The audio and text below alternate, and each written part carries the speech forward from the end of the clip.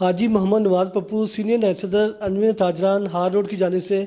लाहौर की ताजर बरादरी के एजाज़ में गुलबर्ग के मुकामी होटल में अफ्तार डिनर का अहतमाम किया गया, जिसमें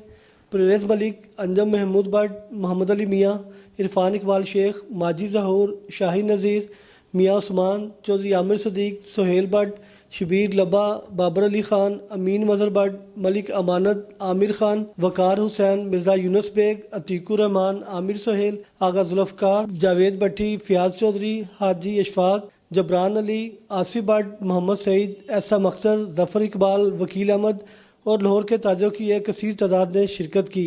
आज की तकरीब लाहौर की तकरीबात में सबसे नुमायाँ तकरीब बन गई,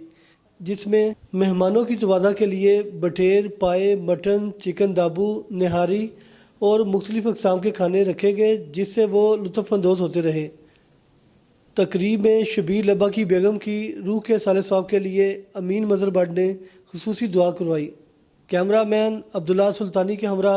डॉक्टर शाहिद इस्तक़लाल, निज़ाम टीवी, लाहौर।